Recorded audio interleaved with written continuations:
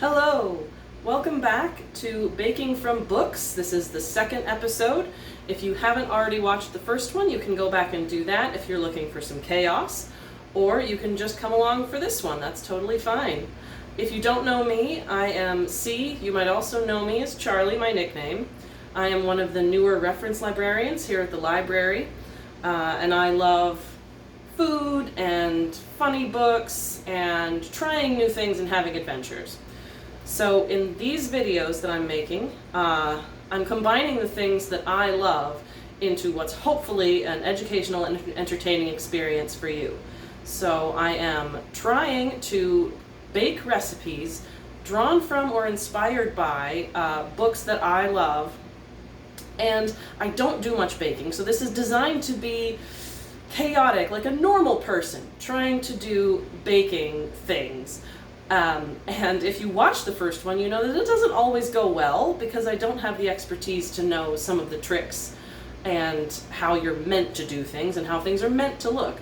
So I'm having fun trying new things, and hopefully it's fun for you to watch me be chaotic trying to bake.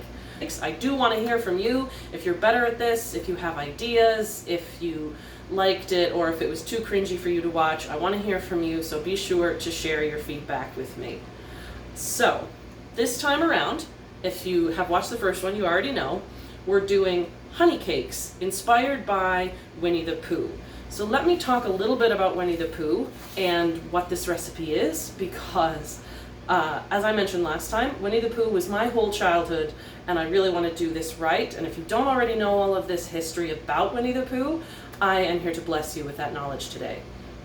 So the Winnie-the-Pooh character was originally created by Alan Alexander Milne, or A.A. Milne, based on a teddy bear owned by his son Christopher Robin Milne, who did inspire the character of Christopher Robin, although according to him he's nothing like Christopher Robin in the books, if you've read his memoirs and things.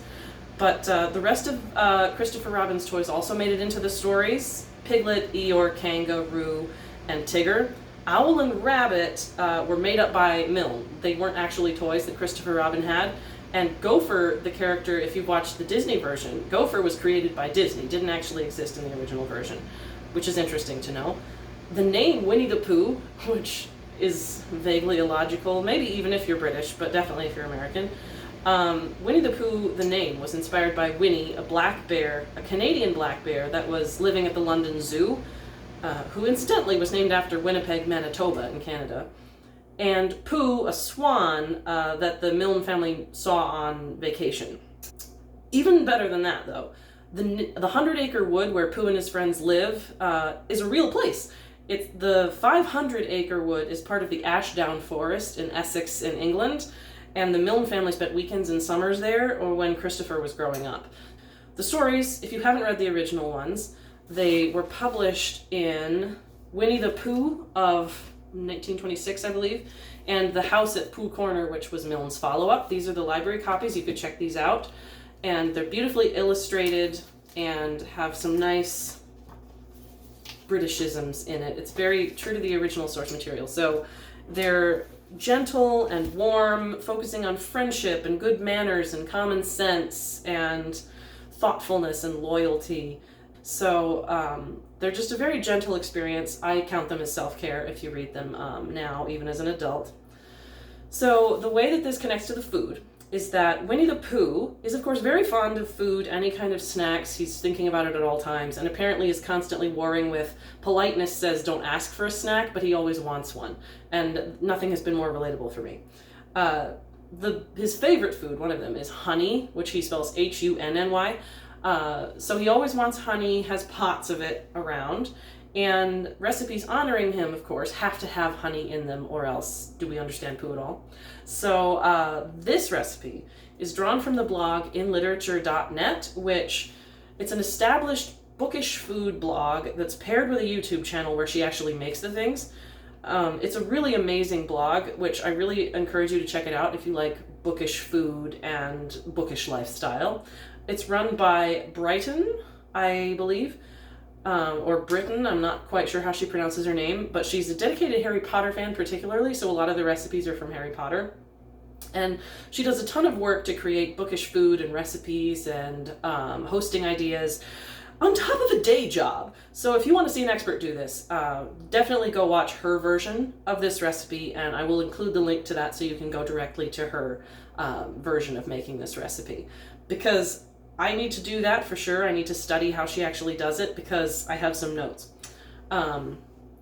If you'll recall, I did include some baking tips in the recipe packet. And so I studied my baking tips sheet before I did this recipe, and the relevant baking tips from the ones I included in your packets are the butter temperature and consistency, the fact that temperature matters, the temperature of your ingredients, the egg temperature, again, temperature of your ingredients apparently matters. Careful measuring comes into this recipe, as it did last time. You might remember how that went. And read the recipe before beginning. So I tried to follow all of those tips. And I tried to learn from last time and follow those tips. So what I have this time is that I have measured out all of my ingredients ahead of time, so you don't have to see me struggle with packaging. I have labeled all of the packages they're in with what they are and how much, so they're all set to go to be combined as I make the recipe. Measured them out carefully, as carefully as I can, and I definitely read the whole recipe. So I have some potential issues from reading the recipe, which I'm going to just give you ahead of time to look forward to. There's a problem with the recipe. If you've read this, the instructions call for brown sugar twice, but it's only on there once in the ingredients list, which is a slight problem. The butter is the same way. It has butter listed in the ingredients, but then there's a separate reference to butter. You use melted butter to grease the pans, but it doesn't say how much or quite how to do that, or does it come out of the butter listed on the ingredients list? Or is that a separate amount of butter? That's confusing for me. And then the first thing you do is you make you melt the butter and brown sugar and honey together, and it says let it cool until it can be touched. Be careful not to burn yourself. I'm going to burn myself. I feel like I can just predict that's not going to go well. And the other problem with this recipe is that the oven temperatures especially are listed in Celsius, and I have only Fahrenheit. So I had to do conversions, and I used just Google convert Celsius to Fahrenheit to do this. And it came out like 302 degrees Fahrenheit or 320 degrees Fahrenheit. So I'm gonna have to round up on those to 305 and 325. Hopefully that doesn't impact it too much, but that's a potential issue that I can see going into this. Without further ado, let's get started. Let's make some honey cakes. I'm really excited about this. I think they're going to be adorable, and the ingredients, if you've read over the list, it's honest ingredients. And knock on wood, you can't go wrong with these. So let's get started. The first thing you do is in a saucepan. So I have my go-to saucepan here, and you put it on the stove over medium heat, and you stir together honey, brown sugar, and butter until the sugar melts, so it says. So over here, I've got butter, and it calls for 300 grams of butter, which I think is very unhelpful. This goes back to one of the tips where if you use a kitchen scale, it goes better. Don't have a kitchen scale, so I bought sticks of butter like this, just unsalted, because another one of the tips was never choose salted butter unless it calls for it specifically, which this doesn't. And I read the little label that says one of these sticks is 113.4 grams.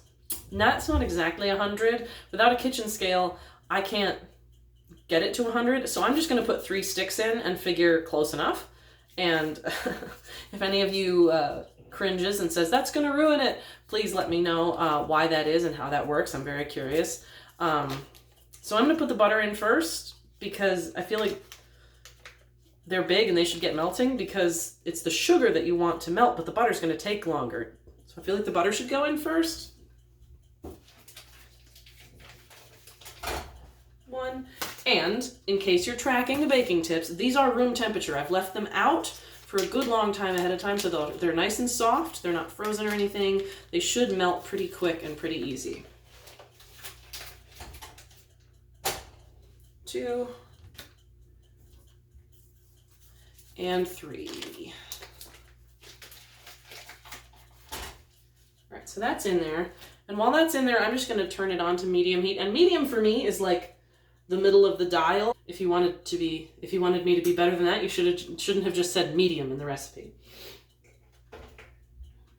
Okay, so that's about a number 5 on my numerical scale. So I've got that on medium heat, and then I'm going to add the honey. For this, it's 1 cup of honey. I have it all measured out here in my nice little Tupperware, labeled Tupperware, learning from my mistakes. So I'm going to use my spatula to try and scoop this out. Honey is notoriously hard to get out of cups, but it pours decent. Okay, that's about as much as I can get out of there. It sticks and the cup gets slippery, so I'm going to just give up on that. And then brown sugar, which this is the first issue in the recipe. It calls for brown sugar, but it doesn't list brown sugar in the ingredients list of that part. I've read it a number of times. The only time brown sugar is listed is 6 teaspoons needed for the glaze. So are you meant to split that into 3 teaspoons each? Or is it just 6 teaspoons both times? I don't know. I'm just going to try doing 6 teaspoons in both cases. So I have 6 teaspoons of brown sugar measured out in another one of these cups.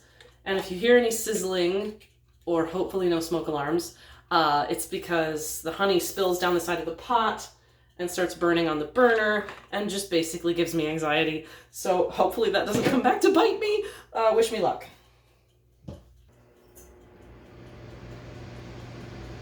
Okay, that seems all right. And the butter's already getting liquidy, yay. I'm gonna stir that up and let it do some melting and see how long it takes the sugar to melt. Issue number 2, ways you can tell I'm not a baker. I didn't cut up that butter, you might have noticed, if you're a real baker. It would have helped if I had cut it down into smaller chunks so that it isn't just big, bulky sticks. So I'm gonna use my trusty metal spatula to break it up now that it's in the pot and starting to get warm. They're slippery, like bars of soap at this point, but it should still be possible. And I know that because I did this in my practice batch too, and yet I seem to have learned nothing. Oh well. All right, that's gonna take a little while to melt fully. I'm gonna keep stirring it the whole time because it does say stir together until.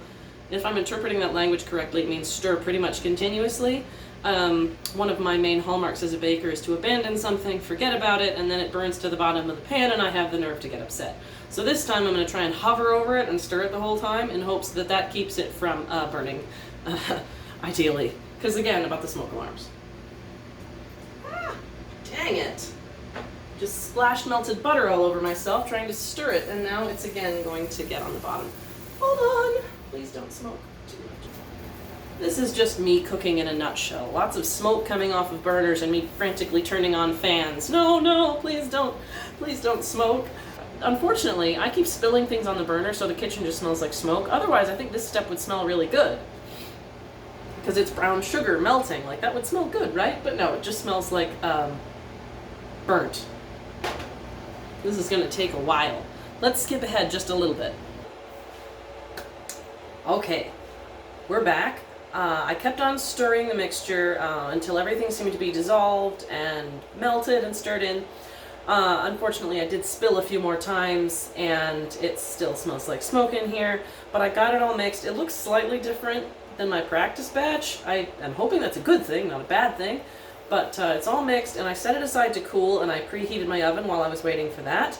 I think now it's pretty close.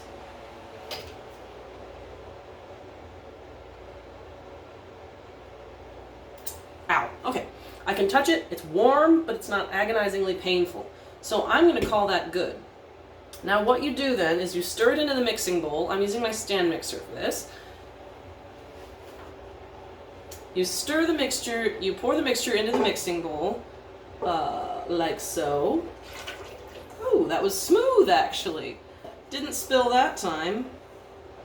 Alright, so you put it in the mixing bowl, and then you whisk in the eggs. Again, do they mean put the eggs in and then whisk it? Do they mean start it whisking and then put the eggs in? I don't know. On my practice batch, I had a little difficulty getting the eggs into the bowl while the whisk was running because it's a narrow opening and I don't have one of those little chutes that you can put things down. So I'm going to put the eggs in first and then whisk it. just in the name of actually getting it in the bowl, hopefully smoothly. So it calls for 6 eggs, which seems like a lot until you realize that this is making multiple batches. If you read the recipe, she talks about repeating the process of baking until it's all baked, which if I'd read the recipe carefully enough, I might have thought, maybe I don't need multiple batches. But I didn't think ahead that much, so this is going to make a lot of beehives. But like I say, I think they're going to be delicious, and then if Winnie-the-Pooh was actually here, you know, he'd be thrilled to have extra. Because there's literally a story where he eats so much that he gets stuck in a doorway and has to wait until he gets thinner again. So that's 4. The eggs I measured out ahead of time too, just to make sure that I couldn't put too many in. 5. And 6.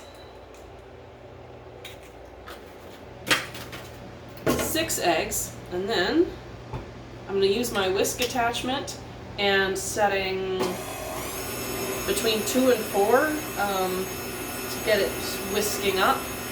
In my practice batch, it took a little time to get it all whisked and mixed together and looking sort of fluffy-ish. Now it's all mixed together into a brownish yellow sludge. Not very appetizing looking, but it smells good. So that's progress, I guess.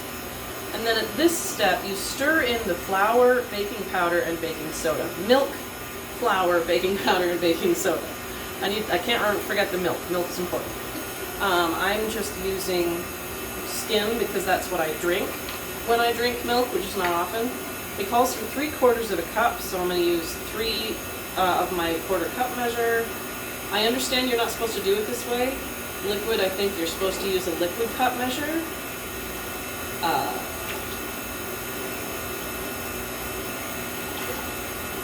But I am not doing that. 3/4 of a cup of milk. That's good. And then flour, baking powder, and baking soda. Now this calls for 3 cups of self-rising flour. I have no idea what that is, but I have 3 cups of it measured out here. It looks like kind of a lot. And we're going to see if I can pour it into the bowl without splattering it everywhere. Let's find out. I am going to do this gradually. I think this is one of those cases where you're supposed to put a little bit in, let it mix, put a little bit in, let it mix. So this could be a little time consuming, and I might skip ahead if it takes a long time, so you don't have to watch it all. We'll see how this goes.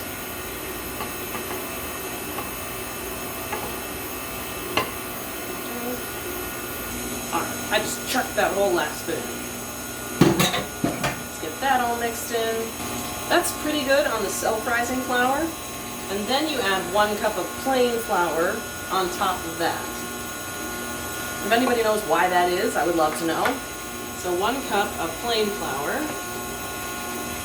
That was probably too much, but I get impatient after a while, which is the other reason I'm not a great baker. Ooh, it's having to slow down now. It's working harder. Oh, wow. It's working really hard now. I guess it is making a thicker batter, which is a good sign, I think. It is liquidy enough. For those of you that watched the first video, this one seems to have a good ratio of liquid to dry ingredients, so it's not the powdery, crumbly mess that the dwarf bread was. Alright. Then the last dry ingredients are 1.5 teaspoons of baking powder and 1.5 teaspoons of baking soda. It's pretty small, but they still got their own container just to make sure I'd measured it out ahead of time. Put that in there. Okay. And this is the baking powder. I did those out of order. Hopefully it doesn't matter. Alright, so that is pretty good. So I've got all my dry ingredients mixed into the honey mixture and the milk and the eggs. I'm going to push this back a little bit because the next thing you do is you prepare your baking pans. Now, luckily for me, on my practice batch, I had my mother here as my common sense filter. And so I asked her, what does this really mean, this instruction in the recipe? It says, prep your cake pans by buttering with melted butter and sift flour over to coat the butter. So does the melted butter come out of the 300 grams of butter that you put in at the beginning, or is it on top of that 300 grams another bit of melted butter? How much are you meant to use? I don't understand that. And then I don't actually have a sifter because I'm not a baker. I'm not good at this. So how exactly do I do that? And so my mom, who's done some baking with her mother in her childhood and who's watched the Great British Baking Show with me, said that usually what they do is they put butter of some kind in the pan to grease all the little crevices, and then they shake flour over it. And I could do that with like a spoon or something. So in the practice batch, this came out. So we're going to take our pan. Now, if you didn't see this pan in the earlier video, it's adorable. It's all gold, it's little beehives. It's very fancy, and I think it's going to make a really cute baked good at the end. So we're going to grease this with melted butter. So when my mom talked me through this, she had me melt 1 tablespoon of butter, just chopped off the end of a stick of butter, and then for some recipes I have a brush. So I use the brush to dip it in the melted butter and then brush it into the bottom of the cup, trying to brush it all the way up the edges so it gets in all the little nooks and crannies, because nothing's more disappointing on the Great British Baking Show than when someone has done this great flavor combination and has a great pan and everything's going to go well until they can't turn it out of the pan because it wasn't greased well enough. So I really don't want to fall into that trap. Having watched the whole Great British Baking Show, I should know this, right? So I'm going to brush it in, trying to use an equal amount in each of the little cups, but maybe not perfect. Alright, so there's the melted butter, and that is just on top of the amount that the recipe called for, because I didn't want to risk not having enough in the other part of the recipe, the honey mixture from the beginning. So that's just extra, and the flour is the same way. I'm just using a little extra on top of what the recipe called for. So I'm going to take my bag of flour, and I'm just going to take a spoon, and I'm going to scoop out a little bit of flour in the end of the spoon, and I'm just going to kind of shake it over each of the cups to get some down in there. Now, if you're reading the recipe, you do see that the next step is to shake out the excess flour from this, so I'm not worrying too much about if there's a mound of flour in the bottom. I'm like, that's probably fine. Pour that in there, a little in this one, a little more in this one. And then when my mom had me do this, we then like smoothed it up the sides with our fingers. So I'm gonna work it up the sides of the cup to make sure all the little nooks and crannies have some flour in it too. So you can see it's kind of a floury mess in there now. And then, as per the recipe, turn over the cake pan to remove any excess. I'm going to do this over the sink because I don't want to get it anywhere else. Okay, so shook out the excess, and now it's just a slightly less floury mess in there. So the cake pan is prepped. Then you fill the cake pans with the cake mixture to 3/4 full. I will tell you now, I have never known what 3/4 full is supposed to mean. Like, unless you measure the volume of each cup and then you do it in a very careful scientific measure, I don't know what 3/4 full is. So I'm going to fill this pretty full. So I'm just going to take a 2 tablespoon measure. You could use a 1/4 cup measure or something else, I think. But I'm just going to scoop out some from the bowl and dump it in each of the cups. And then I'm going to fill it pretty full, just so that I get a nice good amount in each one so that it fills it all the way, so you get the full effect of the shape.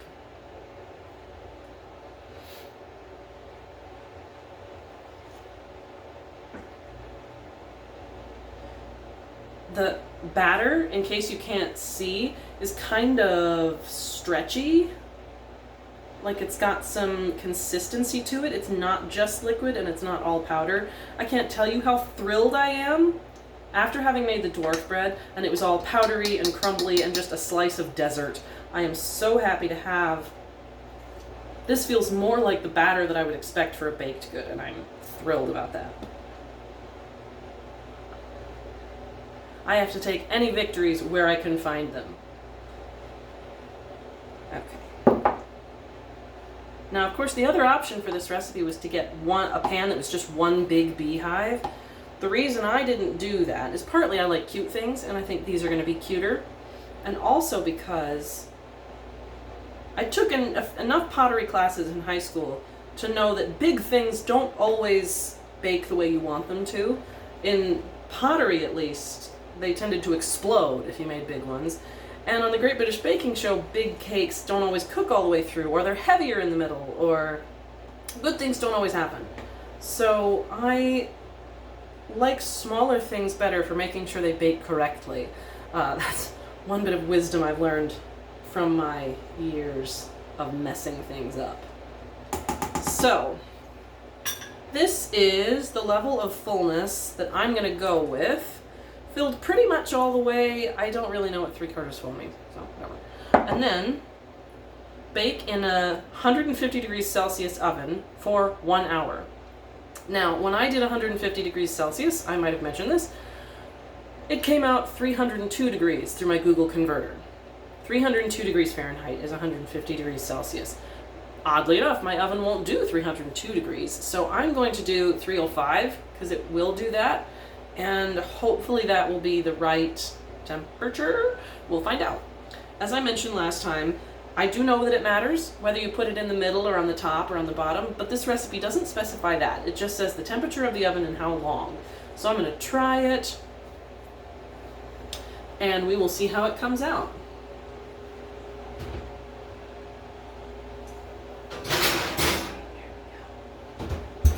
Now put it on the top. I always feel like the top is better than the middle. I don't really know why. I think I figure it's going to burn if I put it in the middle.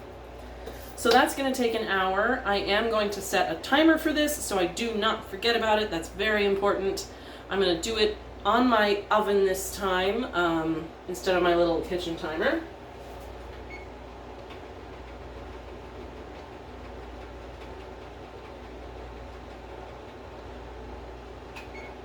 Okay. Set that for 1 hour, and then I'm going to skip ahead for your sake so that you don't have to watch all this, and we'll come back to get it out of the oven and make the glaze, which is the next step. Sounds delicious. And see how we can get these all finished up and see whether that's way too much or whether they fill properly. So don't go away. So the timer has gone off. The batch is done baking. It's time to get it out of the oven. And unfortunately for me, the recipe does not say anything about how long to let it cool, or it just says bake for 1 hour, set aside to cool. What I don't know is, do you let it cool in the pan? Do you turn it out of the pan and then let it cool? I don't know. First, let's just get it out and see how they did. So,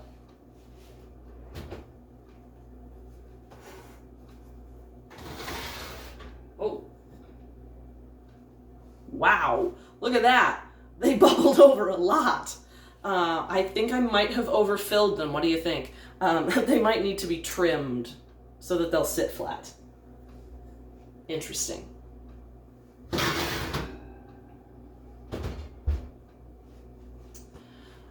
I might be making the wrong decision here. I'm going to let them cool in the pan for a little while and then try and turn them out. And we're going to make the glaze that goes over it. Let me pull my prep space back over so I can see my instructions. So to make the glaze, now for the record, again, the batter makes more than one pan of this, so you would keep baking it. You would turn these out of the pan and then pour more in and then bake it again, and you'd continue until it's all baked. So that might actually influence also when you turn it out. I should have researched that. I should know whether you turn it out while it's warm or not, but I don't know that. So I'm gonna let it cool in the pan for a little bit, especially because I'm not baking another batch, and we can get started on the glaze. Following along, I'm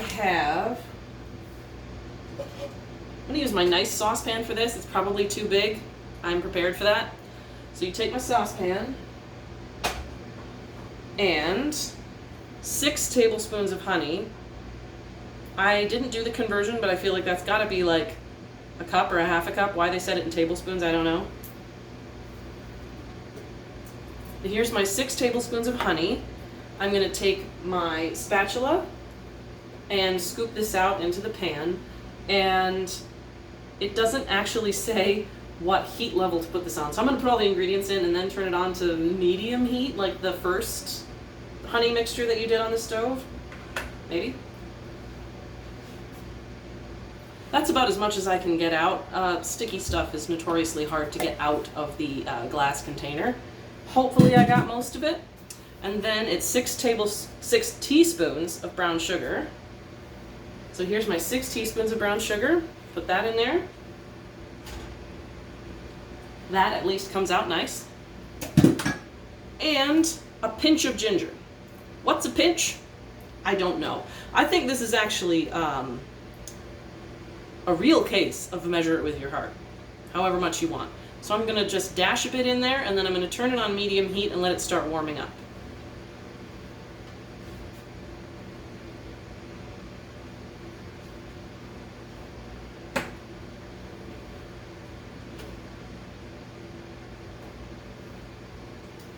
Now I'm going to stir it together, and then we'll skip ahead a little bit to when it has actually warmed up and gotten to the point when it's about ready. Ew, that is just goop. In case you're wondering, if you don't do this, it just turns into goop at this stage. It doesn't feel right. Okay, gross. So let's take a look at our baked cakes in the meantime and see whether we can turn them out. This is very exciting, because the next thing you do with them is you put them on a baking paper lined tray and pour the glaze over it and let it soak for a half hour. So I have my baking tray prepped. If you watched last time, you know that I don't have parchment paper in my house, so I use foil sprayed with cooking spray. We're gonna see if we can't turn the cakes out onto this tray, and then, like I say, I suspect I should cut the bottoms so that they sit flat. Maybe. Doesn't say to do that. I think they assume you baked it properly so it sits flat on its own. But I knew that wasn't going to happen. Right. Still decently hot, so I'm going to hold it with my hot pads. Just for a disclaimer, make sure to hold it with your hot pads. For lack of a better idea, let's see if it'll just turn out. Magical, they did! They just came right out. Look at that. They look like this. They actually came out. And look at that, they actually do sit on their little rounded bottoms. I wouldn't have expected that. Awesome. I learn something new every day. Every recipe I do, I learn something new. Now I am suspecting that I did the lining the pans part wrong, the greasing of the pans, because in case you didn't see that, they've got the flour baked on top of them. Ooh, nice. So it looks a little gross to have this like flour mess on it, but I bet it'll taste okay. And then you put honey glaze over it anyway, so how bad can it be? So that is turned out and that's ready for the glaze. Now let's set this aside again and check and see how the glaze is warming up. It's a liquid now. This is progress. And it's bubbling. Now let me check again what it's supposed to look like in the recipe. It says, sugar is dissolved and the honey mixture starts to bubble around the edges. Now I'm just looking for a graininess in the liquid, and I'm looking for bubbles. I might be ending a little bit soon, but I think it's pretty close because there's bubbling and the sugar looks pretty much dissolved. Let me check one more time. Oh, wow. It's bubbling a lot. Yeah, okay, we're gonna call that good. So, what I'm gonna do is I'm gonna bring the glaze over here. See if I can show you. Liquidy, brownish, and liquidy. This is good. And then we're going to bring our baking tray over here. Oh, yay! Lovely little beehives. And now we're going to pour the glaze over it. Honey mixture over it. And then we're going to let it sit to soak for a half hour. Let's see if I can get this evenly distributed. That's our next challenge. because there's not a ton in there. Maybe it's the size of my saucepan. There's not a ton of glaze, so I'm not sure how you're supposed to get it evenly distributed. I'm going to try and move it over the 6 of them as I pour and hope that that gets evenly on there. There. All right. Scraping out the last of it. Okay, so it kind of got on there, even-ish. It's all gloppy and on the bottom of the tray now, which I don't feel like is what it's supposed to do. But I'm going to let it sit for a half hour and soak in as much as I did get on there. Set that aside. All right, for a half an hour, that's got to soak in. So I'm going to set my little kitchen timer for 30 minutes. 30 minutes. And that will just sit and soak, and we will be back at the end once that has soaked in so that I can show you the last couple of steps and do some wrap up. So don't go away. Okay, so the cakes have been soaking in their glaze, such as I could do, for a half hour. They still look roughly the same. They look about like this. I let them go a little longer because I figure it just lets the flavor soak in more. And then what you do then, if you're reading the recipe, is you turn the oven up. Now this again is annoying to me because this is a British recipe, so they just kick it up 10 degrees to 160 degrees Celsius. Well, that doesn't quite translate in Fahrenheit. Do they mean you just turn it up 10 degrees Fahrenheit also? Or is it a conversion? So I ran it through a conversion. 160 degrees Fahrenheit, 160 degrees Celsius rather, is 320 degrees Fahrenheit. So I'm going to round that up to 325 and try it at that. And hopefully it won't ruin it, but I'll try and keep an eye on it. So I'm going to kick the oven up to 325. And that has to preheat for a few minutes. But that's okay, because before you put them in the oven, you pour pure runny honey over the cakes, and then you put them in the oven for about 15 to 20 minutes. Since I'm not sure about the temperature, I'm going to do the low end of that at about 15 minutes. But pure runny honey.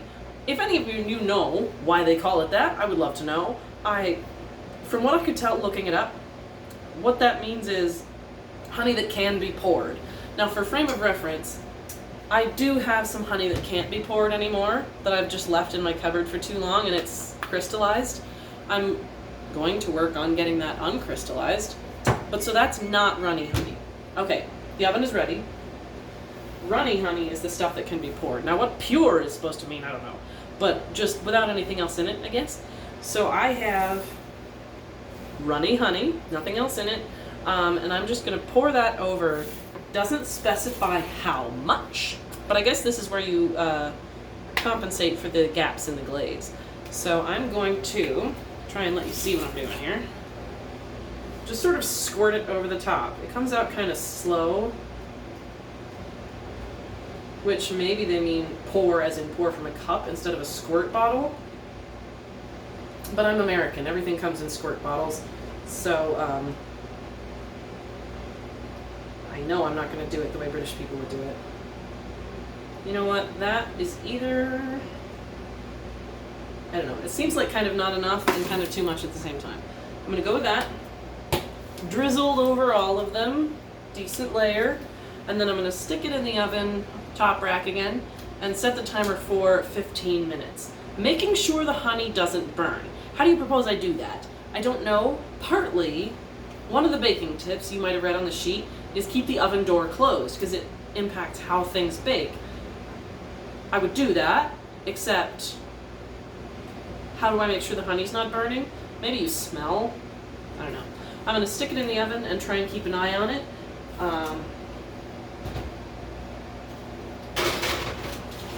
Okay. So we're going to skip ahead again about 15 minutes and I will show you my results of whether the honey burned or not. I'm sure you're looking forward to that. All right, the timer just went off. Let's see if the honey burned. I tried to glance in, use the oven light. I can't tell. Let's find out. Very exciting.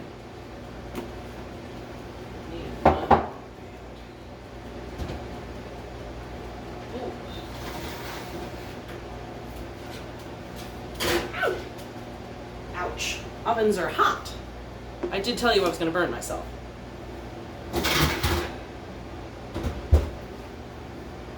All right. They don't look burned. Very excited about that. Look at that. This is how they look. They don't look burned. They still have their little crowns of flour on them. And the honey on the tray, the glaze on the tray is still liquidy, which is nice. I feel like what I'd like to do is get them plated and pour the stuff that's left on the tray over them. Hold on. Just hold on. Okay, all right. So this is the plated result. All warm and glazed with the drippings from the bottom of the pan. That's a good reason to use foil, right? You collect the drippings and then you can pour them back out again. I think they do look adorable. Like, they're very dark, but you can still see the shape. It's hard to tell from here, but you can still see the bees in the doorways that make them beehives. And they look very succulent, especially with the glaze over them. So I do think Winnie-the-Pooh would approve. Let's do a quick taste test just to see whether they taste as good as they look, right? And let's do a taste test and see how we did, huh? And yes, for the record, it's probably too warm at this point, but I'm too excited. I can't wait.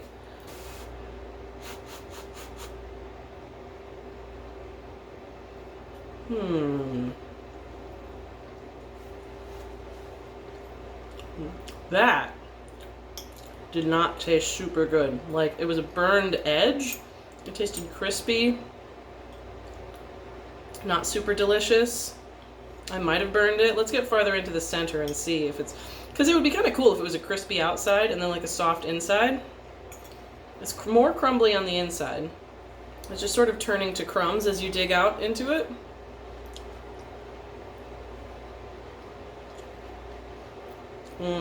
That's better. You get more of the honey. I do think I burned them a little bit. They're a little bit too dark. So maybe I should have rounded the temperature down instead of up when converting from Celsius. It's also a little dry. Like, what? Is it because I overcooked it? It seems kind of dry, but I have a fix for that. Milk. This would be perfect, in my opinion. A little bit of this dry, sweet, sticky cake with a cold drink like milk, or lemonade would probably work too. But it seems like the right British era to say milk and honey. I definitely could just sit here and eat this. And then take a nice swig of milk to wash down the stickiness. Yes. I am proud of this. I do think it went better than last time. I read the recipe, I followed the tips. It is not perfect. It is almost certainly burned and like with flour on the top that shouldn't be there. But I'm proud of this. If you know more than me, if you did better, please share your results. I would love to see how you guys did making this recipe. And do go over and watch the original video from the person who made the recipe to see the correct way to do it and what she served it with and whether it came out the same. Thank you for everybody who participated last time in making the recipe, sharing their results. And we definitely would love to see your results again. And then my only other thing is if you want to see more of these videos, let us know. Tell us what you'd like to see, what kind of books you'd like to see, inspire some recipes. If you have some bookish recipes you'd like us to do. Basically, if you liked this, watching me chaos around my tiny little kitchen, please let us know and we can continue it maybe for the future. And in the meantime, happy reading, happy baking, and when in doubt, measure it with your heart.